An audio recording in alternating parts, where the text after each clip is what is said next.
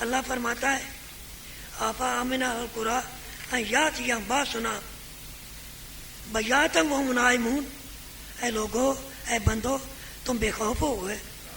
تمہیں اتنا پتہ نہیں تمہارے پاس ہمارا عذاب آ جائے، تم رات کو تم سوئے رہ جاؤ، پھر کیا کرو گے؟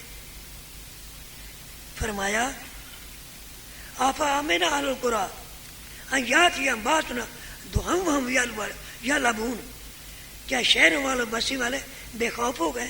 کسی وقت بے خوف رہنا چاہیے، کیا پتہ اللہ کیا کرنے والا ہے، ہر وقت ڈرتے رہنا چاہیے۔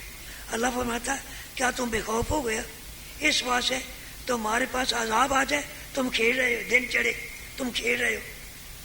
یہ جو سن 6 کے اندر 8 اکتوبر کو زلزلہ آیا، شمالی علاقہ جاتا بتا کر آیا، کتنی تباہی، یعنی دوسرے تیسرے دن رپورٹ آئی اقوام متحدہ کی 25 لاکھ افراد بیکار ہو گئے، ایک ہی جھٹکے میں 25 لاکھ، بعد میں جو تباہی اتری الگ ہے۔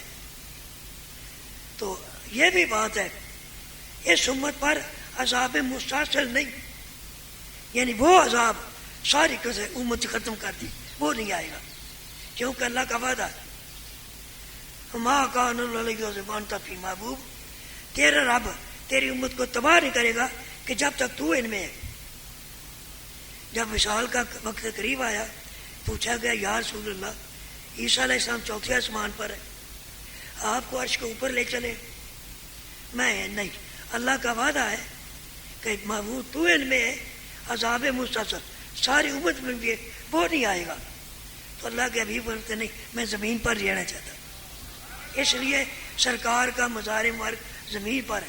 اب وہ عذاب کہ ساری قومیں ملی وہ نہیں ہوگا، یہ عتاب ہے۔ عذاب عطاب میں فرق سمجھو۔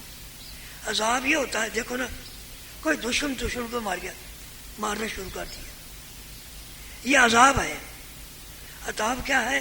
استاد بیٹے کو شاگرد کو مارتا ہے، باپ بیٹے کو مارتے ہیں، کیوں؟ اس کو سزا نہیں دینا بلکہ تنبیہ کرنا ہے، یہ شرارتیں چھوڑ دے تاکہ یہ برائی سے بچ جائے، یہ کامیاب ہو جائے، اپنی تعلیم میں کامیاب ہو جائے گا، اس کا کچھ سمجھ جائے گا، اس کو عتاب کہتے ہیں۔